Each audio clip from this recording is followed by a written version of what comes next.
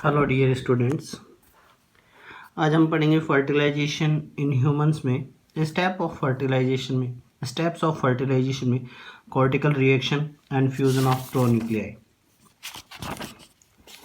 Cortical reaction third step है fertilisation steps में। इससे पहले हम लोग 2 स्टेप्स पढ़ चुके हैं। Cortical reaction. After the entry of sperm into the ovum, cortical reaction occurs which prevent the entry of other sperm.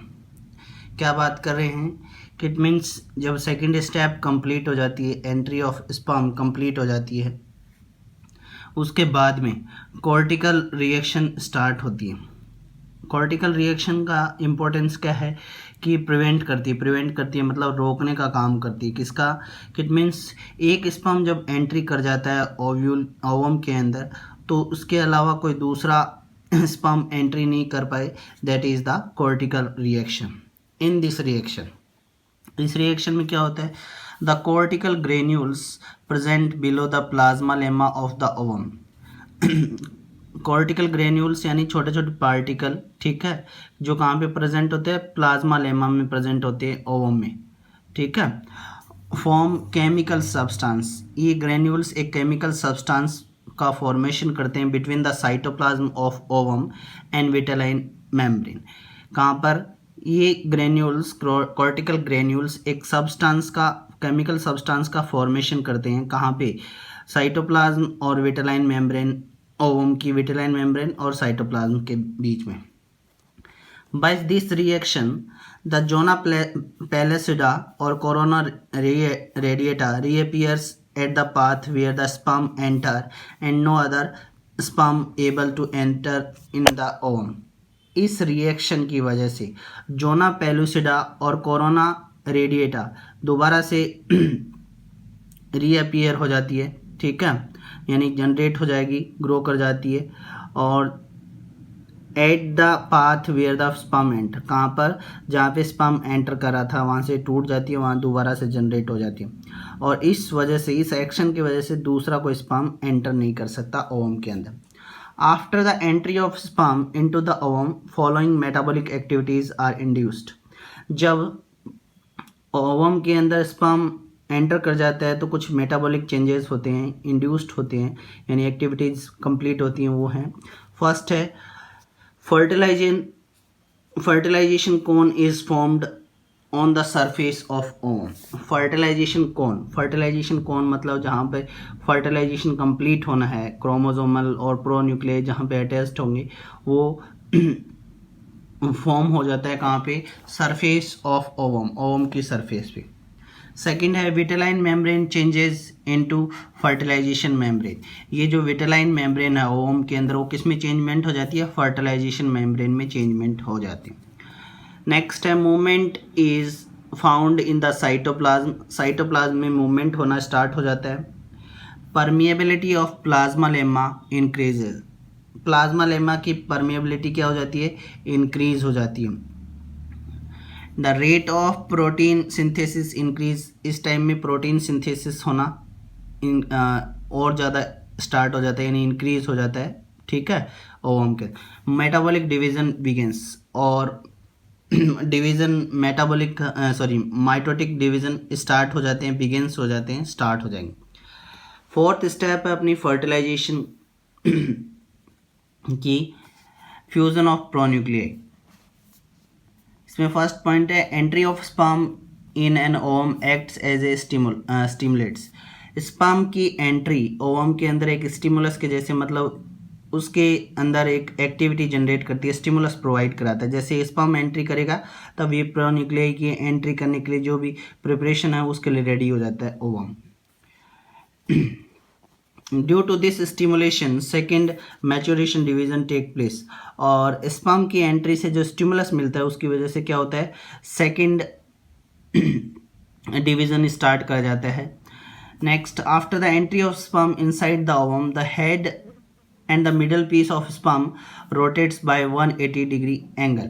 जब स्पर्म एंट्री कर जाता है ओवम के अंदर, तो इसका स्पर्म का हेड और मिडल पीस 180 डिग्री रोटेट कर जाता है ओवम के अंदर, ठीक है, जिससे न्यूक्लियस दोनों नियर बाय आ जाएंगे। कौन से? इट मीन्स ओवम का और स्पर्म का दोनों न्यूक्लियस नियर बाय आ जाएंगे। Due to this rotation at 180 degree angle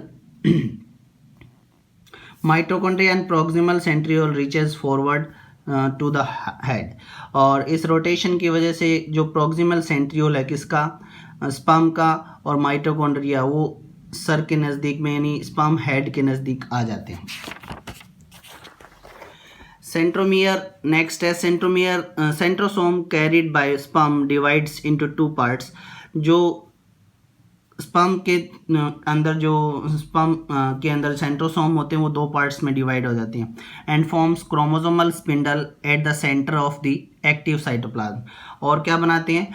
chromosomal spindle बनाते हैं। कहाँ पे?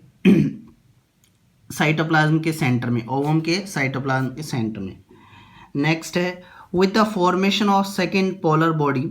जैसे ही सेकेंड पोलर बॉडी का फॉर्मेशन स्टार्ट हो जाता है, the egg nucleus of female pronucleus get prepared to fuse with the nucleus of the sperm। जैसे सेकेंड पोलर बॉडी का फॉर्मेशन स्टार्ट हो जाता है, एग किसका? इट मीन्स ओवम है या एग है, उसका प्रोन्यूक्लियस प्रिपेयर हो जाता है, रेडी हो जाता है किसके साथ में फ्यूज़ करने के लिए? स्पर्म के प्रोन्यूक्लियस के साथ में फ्यूज़ करने के लिए, हेड के साथ। Next, male pronucleus moves directly towards the female pronucleus. Male का जो प्रोन्यूक्लियस है डायरेक्टली टुवर्ड्स मूव करता है किसके तरफ? जो फीमेल का न्यूक्लियस है, प्रोन्यूक्लियस है, उसकी तरफ। After following the sperm penetration path, the part of the path of sperm is known as copulation path। ये जो पाथ होता है पेनिट्रेशन का, इसको हम लोग क्या बोल सकते हैं? कॉपुलेशन पाथ बोल सकते हैं, ठीक है। इसके बाद में अपना सिग्निफिकेंस ऑफ फर्टिलाइजेशन। फर्टिलाइजेशन का इम्पोर्टेंस क्या है? This stimulates the eggs for complete maturation. जैसे ही फर्टिलाइजेशन स्टार्ट होता है तभी क्या होता है? एग का कंप्लीट मैच्योरेशन हो पाता है। It activates the ovum for continuous mitotic division to develop a new organism. और स्पर्म के एंट्री के बाद में या फर्टिलाइजेशन कंप्लीट होने के बाद में ओवम क्या करता है? कंटिन्यूस डिवीजन कर सकता है जो आगे नए ऑर्गेनिज्म में डेवलप करेगा। Chromosome number become diploid 46 in human by the fusion of both gametes। और जैसे ही फ्यूज़न होता है तो क्या हो जाता है? इट मीन्स क्रोमोसोम्स के नंबर जो हैप्लॉइड सेल्स में 23 थे वो कितने हो जाते हैं? 46 हो जाते हैं, यानी डिप्लॉयड हो जाते हैं। ह्यूमन बॉडी के लिए बात कर रहे हैं हम लोग, अलग अलग ऑर्गेनिज्म में अलग अलग होते हैं। By the fusion of both gametes. जैसे दोनों गैमेट्स फ्यूज़न होते हैं तो ये हैप्लॉइड थे और ये हैप्लॉइड गैमेट्स फ्यूज़ होकर क्या बनाते हैं? डिप्लॉयड बॉडी का फॉर्मेशन करते हैं, डिप्लॉयड क्रोमोसोम बनाते हैं, that is 46। Egg becomes more active. और जैसे ही फर्टिलाइजेशन कंप्लीट होता है या फर्टिलाइजेशन स्टार्ट हो जाता है, उसकी वजह से एग और एक्टिव हो जाता है, उसके अंदर केमिकल और फिजियोलॉजिकल चेंजमेंट आने स्टार्ट हो जाते हैं। It allows variation in the upcoming generation and so as evolution. और इस फर्टिलाइजेशन की वजह से ही क्या होता है? नए चेंजमेंट जनरेट होते हैं आने वाले जनरेशन के लिए और इवोल्यूशन के लिए भी, ऑल्सो इवोल्यूशन के लिए भी जो चेंजमेंट है, ठीक है, उसके लिए भी। Division axis is determined by the copulation path. कि डिवीजन का जो एक्सिस है वो किसकी वजह से डिटरमाइन किया जाता है, आइडेंटिफाई किया जाता है? कॉपुलेशन का जो पाथ होता है उसी की वजह से, ठीक है। Sex can be determined with the help of the sex chromosome x और वाई। सेक्स का डिटरमाइन यानी सेक्स को भी हम लोग आइडेंटिफाई कर सकते हैं इस फर्टिलाइजेशन के बाद में ही, जो एक्स और वाई क्रोमोसोम की वजह से आइडेंटिफाई किया जाता है। It means the developing individual या ऑर्गेनिज्म इज मेल और फीमेल या गर्ल और बॉय।